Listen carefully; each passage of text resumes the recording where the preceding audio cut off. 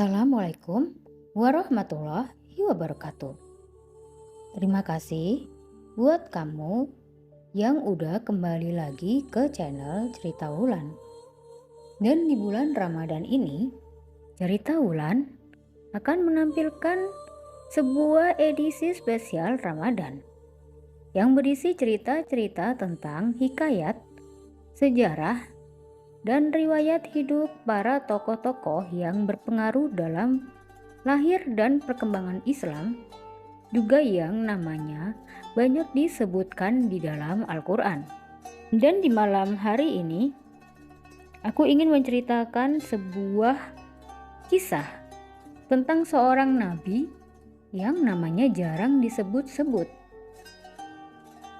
Tapi ternyata beliau adalah seseorang yang membuat Allah kemudian menghadiahkan kepada kita. Malam itu disebut sebagai malam Lailatul Qadar. Siapakah tokoh tersebut dan bagaimana kisahnya? Ikuti terus ya.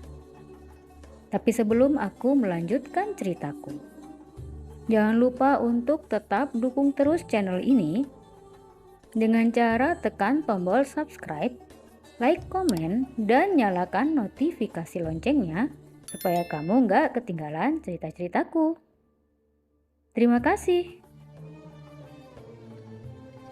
Kisah ini berasal dari cerita Nabi Muhammad Shallallahu Alaihi Wasallam yang menceritakan tentang seorang nabi yang hidup di zaman Romawi yang bernama Syam'un al-Ghazi alaihissalam. Kisah tentang 1000 bulan berawal dari seorang nabi Allah yang bernama Nabi Syam'un al-Ghazi alaihissalam, nabi dari kalangan Bani Israel. Beliau adalah hakim ketiga terakhir pada zaman Israel kuno. Nabi Syam'un al-Ghazi alaihissalam memiliki beberapa nama. Dalam bahasa Arab, beliau disebut dengan Syamsyaun atau Syam'un. Dalam bahasa Ibrani, beliau dipanggil sebagai Simson. Dalam bahasa Tiberias disebut Simson. Dalam Alkitab Nasrani disebut Samson. Nama Syam'un sendiri artinya yang berasal dari matahari. Sedangkan Al-Ghazi artinya yang berasal dari Ghazi atau Gaza, Palestina sekarang. Suatu ketika, Nabi Muhammad Shallallahu Alaihi Wasallam berkumpul bersama para sahabat di bulan suci Ramadan. Nabi Muhammad Shallallahu Alaihi Wasallam terlihat tersenyum sendiri. Lalu ditanya oleh para sahabat, "Apa yang membuatmu tersenyum, wahai Rasulullah?" Beliau Shallallahu Alaihi Wasallam menjawab, "Diperlihatkan kepadaku di hari akhir, ketika seluruh manusia dikumpulkan di padang mahsyar. Ada seorang nabi yang membawa pedang dan tidak mempunyai pengikut satupun masuk ke dalam surga. Dia adalah Syam'un." Kemudian Rasulullah bercerita tentang seorang nabi bernama Syam'un al-Ghazi alaihissalam. Beliau adalah nabi yang berasal dari Bani Israel yang diutus di tanah Romawi. Nabi Syam'un Ghazi alaihissalam berperang melawan bangsa yang menentang ketuhanan Allah Subhanahu wa Ta'ala. Nabi Syam'un al-Ghazi alaihissalam adalah seorang pahlawan berambut panjang yang memiliki kemujizatan dapat melunakkan besi dan dapat merobohkan istana. Syam'un memiliki senjata semacam pedang yang terbuat dari tulang rahang unta bernama Liha Jamal. Dan dengan pedang itu dia dapat membunuh ribuan orang kafir. Siapapun musuh yang berhadapan dengannya pasti akan hancur dengan pedang ajaibnya. Tidak hanya itu, bahkan ketika beliau merasa haus dan lapar, dengan perantara pedangnya Allah memberikan makanan dan minuman. Syamun seorang yang beriman dan beliau mengimani terhadap ajaran Tuhan yang Esa, dan seorang ahli ibadah yang sangat disegani oleh kaum kafir. Sudah tak terhitung lagi orang kafir yang mati di tangannya. Selain itu, Syamun juga ahli ibadah dan tercatat ia sanggup beribadah selama 1000 bulan dengan sholat malam dan siangnya berpuasa, di mana selama 1000 bulan tak pernah lepas dari sholat malam dan siangnya selalu berpuasa. Syamun adalah seorang pembela agama Tauhid, yaitu agama yang mengesahkan satu Tuhan atau Allah Subhanahu wa Ta'ala.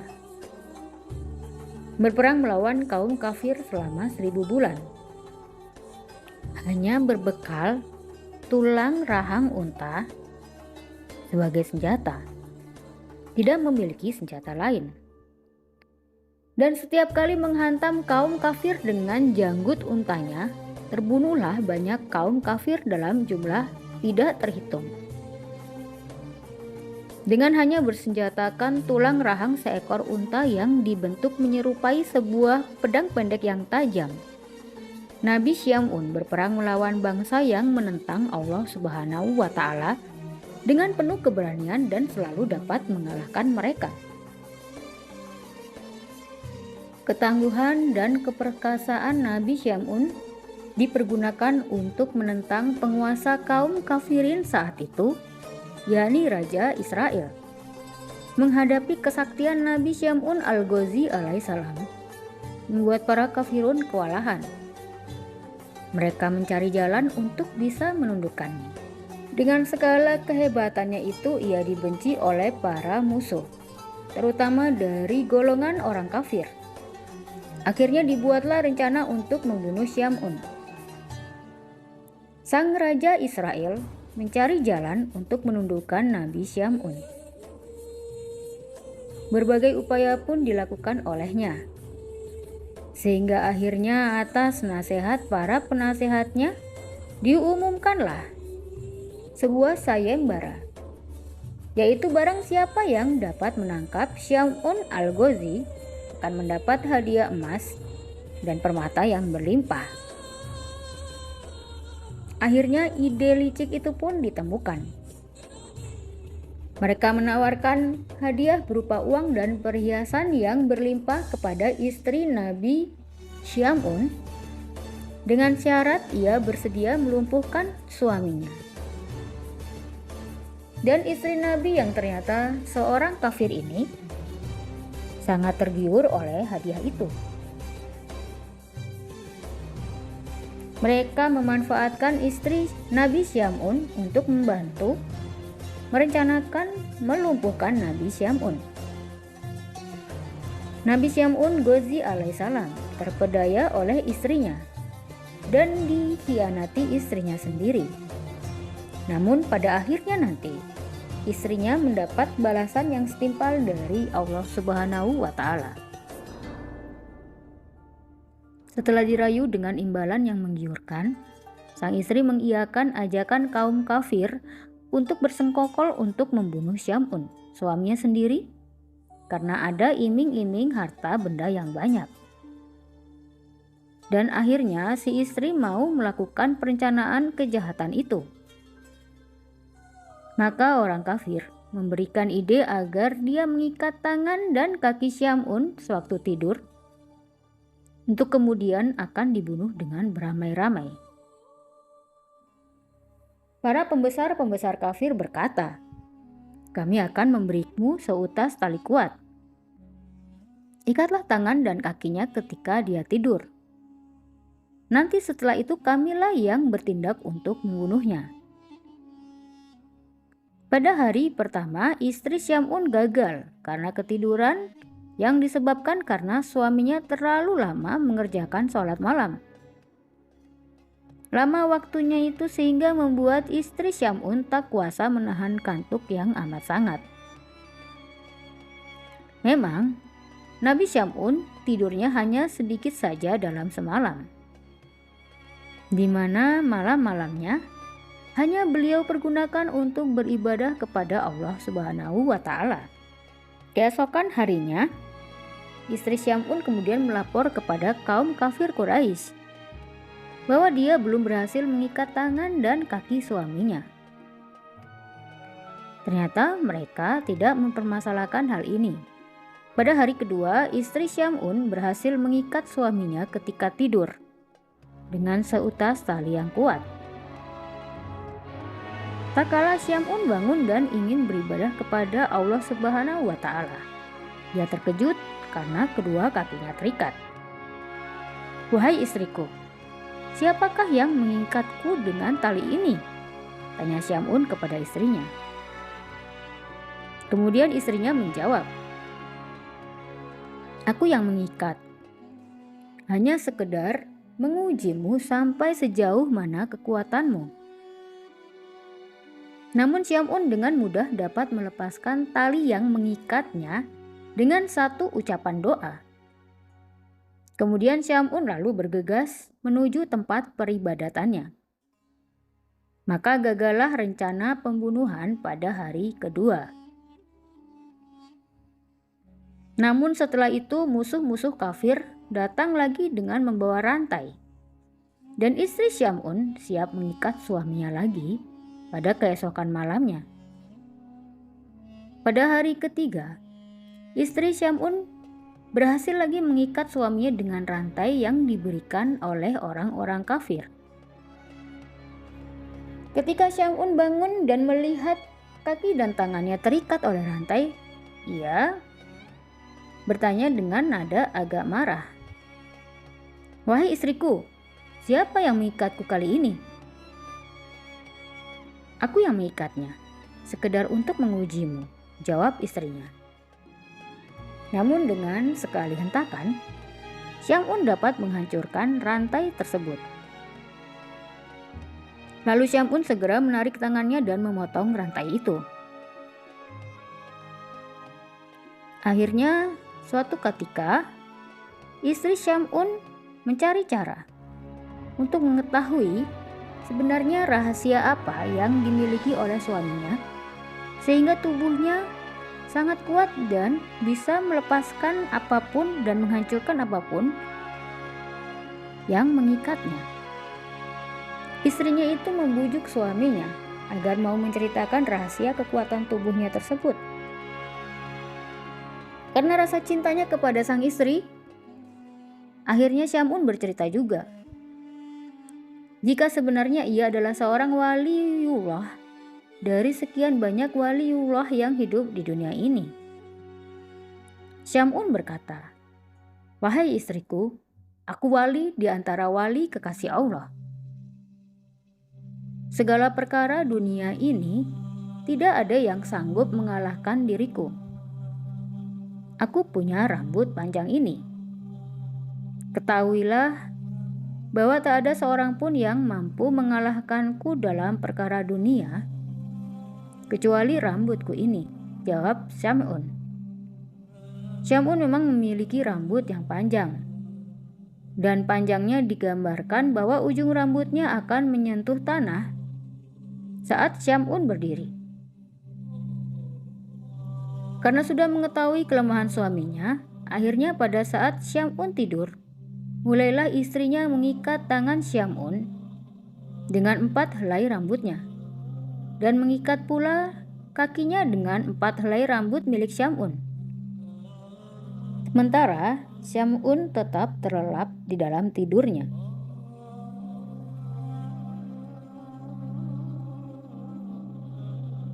Setelah bangun, Syam'un berkata, "Wahai istriku, siapakah yang mengikatku ini?" "Aku yang mengikatnya untuk mengujimu," jawab istrinya yang mulai ketakutan. Setelah itu Syam'un berusaha dengan sekuat tenaga untuk melepaskan ikatan itu. Namun dia tidak berdaya untuk memotongnya. Dan istri yang durhaka itu langsung keluar dan memberitahukan kepada kaum kafir tentang hal ini. Nabi Syam'un al-Ghazi alaihissalam lalu dibawa ke istana. ke hadapan raja para kafirun. Lalu diikat pada tiang utama istana dan dipertontonkan kepada khalayak istana. Dan secara keji mulailah mereka memotong kedua telinga, bibir, kedua tangan dan kakinya. Tidak hanya itu, Nabi Syam'un alaihissalam juga disiksa dengan dibutakan kedua matanya. Mereka menyiksa Nabi Syam'un alaihissalam dengan tujuan agar beliau meninggal secara perlahan-lahan. Dan istrinya yang jahat ikut pula menyaksikan penyiksaan tersebut tanpa rasa belas kasihan. Begitu hebatnya siksaan tersebut membuat Allah Subhanahu wa Ta'ala melalui perantara malaikat Jibril berbicara dengan suara yang hanya bisa didengar oleh Nabi Syam'un al-Ghazi alaihissalam. Hai Syam'un, apa yang engkau inginkan? Aku akan menindak mereka. Nabi Syam'un menjawab, Ya Allah, berikanlah kekuatan kepadaku sehingga aku mampu menggerakkan tiang istana ini, dan akan kuhancurkan mereka dengan kekuatanmu. Bismillah, la haula wala quwata illa billah. Maka Allah menurunkan kekuatan yang luar biasa kepada Syam'un al-Ghazi alaihissalam. Kekuatan yang tidak pernah diberikan kepada makhluk manapun. Kemudian Nabi Syam'un al-Ghazi alaihissalam menggerakkan badannya sedikit. Maka kemudian tiang-tiang yang kokoh menyangga istana bergerak sedikit demi sedikit. Tiang itu roboh dan hancur lebur. Istana yang dijadikan tempat pembantaian itu juga turut hancur, dan atapnya menimpa orang-orang kafir, dan semuanya mati. Begitu juga dengan istrinya, juga ikut tertimpa reruntuhan gedung istana raja yang kafir dan zalim itu. Mereka semua mati tertimpa reruntuhan bangunan istana dan terkubur di dalamnya. Hanya Syam'un sendiri yang selamat. Maka Allah mengembalikan seluruh anggota badannya yang telah terpotong dan menyembuhkan segala sakitnya. Setelah peristiwa itu, Nabi Syam'un al-Ghazi alaihissalam bersumpah kepada Allah Subhanahu wa Ta'ala akan menebus semua dosanya dengan berjuang menumpas semua kebatilan dan kekufuran selama 1000 bulan tanpa henti. Nabi Syam'un alaihissalam menyibukkan diri dalam beribadah kepada Allah. Malam hari dilaluinya dengan memperbanyak sholat malam, sedangkan siangnya beliau berpuasa. Beliau menjalankan ibadahnya selama 1000 bulan hingga ajalnya tiba. Dan ketika Rasulullah SAW selesai menceritakan kisah Nabi Syam'un al-Ghazi alaihissalam yang berjuang fisabilillah selama 1000 bulan, salah seorang sahabat berkata, Ya Rasulullah, kami ingin juga beribadah seperti Nabiullah Syam'un al-Ghazi alaihissalam. Kemudian Rasulullah SAW diam sejenak, sehingga Allah mengutus malaikat Jibril untuk turun dan memberikan wahyu kepada beliau SAW. Pada bulan Ramadan, Allah memberikan sebuah anugerah, yaitu sebuah malam yang mana malam itu lebih baik daripada 1000 bulan. Malam itu disebut sebagai malam Lailatul Qadar, yang jika kita mendapatkannya, maka malam itu lebih baik daripada malam 1000 bulan. Pada kitab Qisasul Anbiya diceritakan setelah Rasulullah SAW menceritakan kisah tentang Nabiullah Syam'un al-Ghazi alaihissalam. Para sahabat Nabi Muhammad SAW menangis terharu. Kemudian salah satu sahabat berkata kepada Nabi Muhammad Sallallahu Alaihi Wasallam, "Ya Rasulullah, tahukah baginda akan pahalanya?" Kemudian Rasulullah menjawab, "Aku tidak mengetahuinya." Setelah Rasulullah selesai berkisah, Allah Subhanahu wa Ta'ala mengutus malaikat Jibril datang kepada Nabi Muhammad Sallallahu Alaihi Wasallam dan menurunkan surat Al-Qadar. "Hai Muhammad, Allah memberi Lailatul Qadar kepadamu dan umatmu. Ibadahlah pada malam itu, karena ibadah pada malam itu lebih utama daripada ibadah 1000 bulan," ujar malaikat Jibril. Kemudian Allah berfirman di surat Al-Qadar ayat 1-5 yang terjemahannya adalah, "Sesungguhnya kami telah menurunkan Al-Quran pada malam kemuliaan. Dan tahukah kamu apakah malam kemuliaan itu? Malam kemuliaan itu lebih baik dari 1000 bulan. Pada malam itu turun malaikat-malaikat dan malaikat Jibril dengan izin Tuhannya untuk mengatur segala urusan. Malam itu penuh kesejahteraan sampai terbit fajar." Dan mendengar berita itu, Rasulullah Shallallahu Alaihi Wasallam menyuruh sahabat-sahabatnya untuk berburu malam Lailatul Qadar agar mendapatkan pahala seperti yang Allah Subhanahu wa Ta'ala berikan kepada waliullah Syam'un al-Ghazi alaihissalam. Apabila fajar telah terbit di malam Qadar, maka malaikat Jibril berkata, "Wahai para malaikat, kumpul kemari dan kumpul kemari." Para malaikat, "Ya Jibril, apa yang Allah perbuat untuk kaum muslimin di malam ini dari umat Muhammad Sallallahu Alaihi Wasallam?" Jibril berkata, "Sesungguhnya Allah memandang kepada mereka dengan penuh kasih sayang.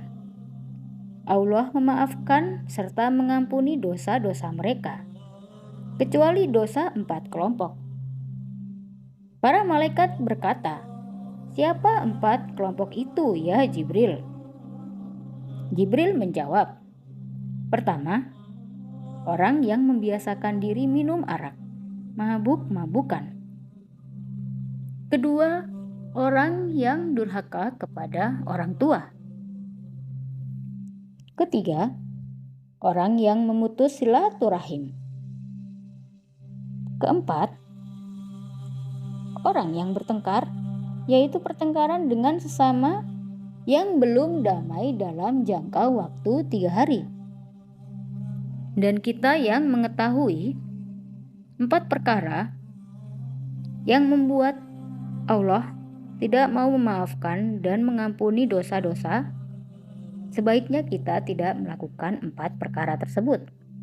Demikianlah kisah tentang Nabi Syam'un al-Ghazi alaihissalam.